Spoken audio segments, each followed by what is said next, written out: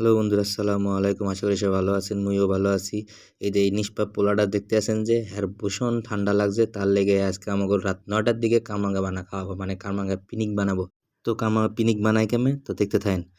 তো কামরাঙ্গাগুলি ভালো করে ধুইয়া নিতে হইব, সুন্দর করে বালতিতে ভালো করে ঢাইলা, তারপর ভালো করে কসলায় কসলায় ধুইতে হইব, জানি কোনো প্রকার জানি ময়লা না থাকে।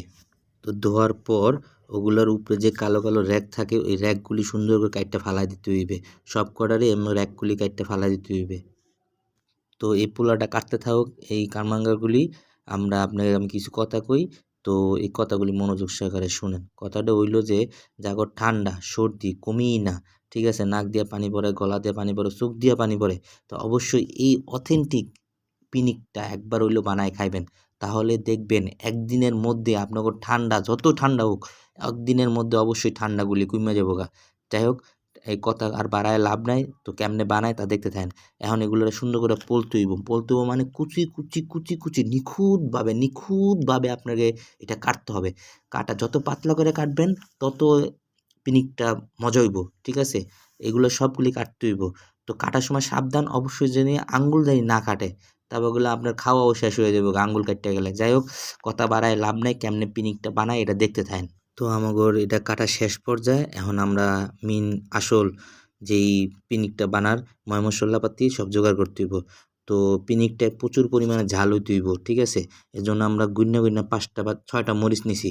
6টা মরিচটা একটু লবণ দিয়া ভালো করে চেটকাইয়া লইতেছি, মানে ভালো করে গুঁড়া করে লইতেছি। যতক্ষণ পর্যন্ত গুঁড়া না হবে ততক্ষণ আপনার ডলতে হইব, ভালো করে ডলতে হইব। দেন আমাকে সেই ছেলেটা অভিজ্ঞতার লোক কীভাবে পিনিকটা বানায়, কীভাবে ডলতেছে তা একটু দেখেন। এটা এরকম ডলতে ডলতে একবারে গুঁড়া গুঁড়া করে ফেলতে হবে। তারপরে হইতাছে গিয়া আপনাকে দিতে হবে কি জানেন, দিতে হবে হইতাছে গিয়া এই জিনিসটা যে তেঁতুল। তেঁতুল দেখলে সবার জিহ্বায় লোল আইসেই পড়ে, মানে থুতু আইসে পড়ে, লোল আইসে পড়ে, যাই বুঝান। তো এগুলোরে এই মরিচের লাগে ভালো করে মাখায় নিতে হইব। মাখায় নেওয়ার পর কসলায় মাখায় নিবেন, নেওয়ার পর তারপর হইতাছে আবার একটু লবণ নিয়ে লবেন, লবণ দিয়ে আর একটু কসলাবেন ভালো কইরা। তারপর আমরা যে কাটা যে কুচি কুচি কইরা যে কারমাইগুলি কাটছিলাম, ওগুলা সব আস্তে আস্তে ঢালবেন। ঢালার পর ওটারে ভালো কইরা মাখবেন, ভালো করে কসলায় কসলায় মাখবেন। যতক্ষণ পর্যন্ত কারমাইটা থেকে রস না বার হইব ততক্ষণ পর্যন্ত মাখতেই থাকবেন। আর অল্প অল্প করে লবণ দিবেন, বা বেশি লবণ দিয়েন না, তিতা হয়ে যাবে, খাইতে পারবেন না কিন্তু। আমরা আবার যথেষ্ট পরিমাণে একটু লবণ খাইতে, তাই একটু লবণ বেশি দিতেছি। যাই হোক, এমন করে দিয়ে দেখবেন আমাদের আইটেমগুলি দেখেন কেমনে লাল লাল হইতেছে গা। এ হয়তো আমার মুখে এমনই আয় পড়ছে, আপনার কেমনে কেমন বুঝাই।